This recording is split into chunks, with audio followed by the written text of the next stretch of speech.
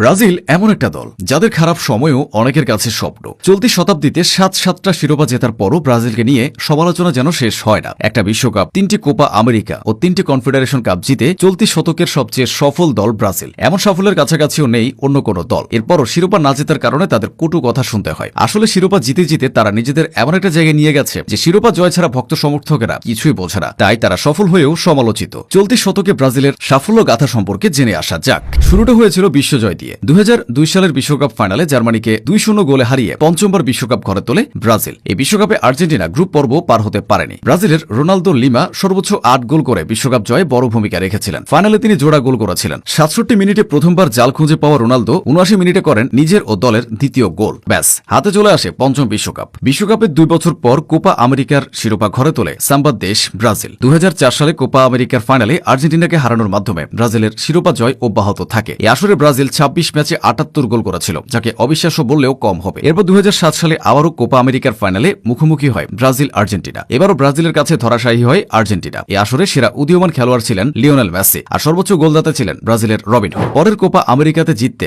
ব্রাজিলের 12 বছর সময় লেগে যায়। 2019 সালে সর্বশেষ কোপা আমেরিকার শিরোপা ঘরে তুলেছে ব্রাজিল। সেবার আর্জেন্টিনাকে 2-0 গোলে হারিয়ে ফাইনালে উঠেছিল দানি আলভেজের দল। ফাইনালে তারা পেরুকে 3-1 গোলে হারিয়ে উল্লাসে মেতেছিল। এছাড়া 2005, 2009 ও 2013 সালে ব্রাজিল কনফেডারেশন কাপ জিতেছে। শুধু দলগত সাফল্যই না, ব্রাজিলের তারকা খেলোয়াড়রা ব্যক্তিগত সাফল্যেও ভাসছে। একবিংশ শতাব্দীতে ব্রাজিলের হয়ে বেশ কিছু ফুটবলার অন্য পর্যায়ের খ্যাতি পেয়েছেন। Roberto Carlos, Ronaldo lima, Ronaldinho, Ricardo কাকা ও নেইমার জুনিয়ররা মুগ্ধ করেছেন। 5টা বিশ্বকাপ দেখে নয়, গোটা একটা প্রজন্ম ব্রাজিলের প্রেমে পড়েছে রিকার্ডো কাকাকে দেখে। কাকা ব্রাজিলের হয়ে বিশ্বকাপ জিতেছেন, পেয়েছেন ব্যালন ডিওর। আলাদা করে নিতে হয় রোনালদিনহোর নাম। ব্রাজিলের জার্সি গায়ে রোনালদিনহোর শৈল্পিক ফুটবলে বুঁদ হয়েছিল একটা প্রজন্ম। তার অসাধারণ বল কন্ট্রোল, নিখুঁত পাস আর নয়নাভিরাম ড্রিবলিং এর দৃশ্য এখনো সবার চোখে লেগে আছে। সবচেয়ে বেশি উন্মাদনা ছিল রোনালদো নাজারিওকে নিয়ে। রোনালদো মাঠে নামা মানেই এক বা একাধিক গোলের নিশ্চয়তা। ইনজুরি নিয়ে খেলেও তিনি ইতিহাস রচনা করে গেছেন। সোনালী সময় ব্রাজিলের হয়ে মাঠ মাতানো আরেক ফুটবলারের নাম রবার্তো কার্লোস।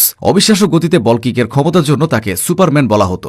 মাঠও তার কাছে ছিল ডি বক্সের মতো। আক্রমণাত্মক ফুটবলের কারণে তাকে সর্বকালের সেরা লিফট উইং ব্যাক বলা হয়। কিংবদন্তি এসব ফুটবলারকে দেখে ব্রাজিলের পরবর্তী প্রজন্মের ফুটবলাররা শানিত হয়েছে। Dani Alves, Luis, Hulk, Oscar, Neymar, Marcelo, Paulinho, Julius Cesar, উলিয়ানরা দাপটের সঙ্গে খেলছেন। জুলিয়ান সিজার ছিলেন গোলবারের অতন্ত্র প্রহরী। ডিফেন্সে ছিল থিয়াগো সিলভা ও ডেভিড লুইসের মতো ডিফেন্ডার। মার্সেলো ও উলিয়ান ছুটতেন 2 উইং ধরে। আক্রমণে অস্কার ও হাল্কের সঙ্গে ছিলেন নেইমার। তাদের অবসরের পরও ব্রাজিলের তারকা খেলোয়াড়ের অভাব হয়নি। কুতিনহো ও ফিরমিনোর মতো মিডফিল্ডার এসেছে। গ্যাব্রিয়েল জেসুসের মতো ফরওয়ার্ড এসেছে, তবে তারা দীর্ঘমেয়াদে আলো ছড়াতে পারেনি। ইনজুরির কারণে নেইমার নিভু করে চলছে। ব্রাজিলের সবচেয়ে বড় ক্ষতিটা এখানেই হয়েছে। তবে 2019 সালে নেইমারকে ছাড়াই তারা কোপা আমেরিকা জিতেছে। এই সময়টি কুতিনহো, ফিরমিনো, জেসুসরা সেরা সময় পার করেছে। এরপরই হারিয়ে যাওয়া শুরু। তবে ঘুরে দাঁড়ানোর নজির ব্রাজিল বহুবার দেখিয়েছে। ভক্তদের প্রত্যাশা ব্রাজিল হয়ে উঠবে আগের মতোই অপ্রতিরোধ্য।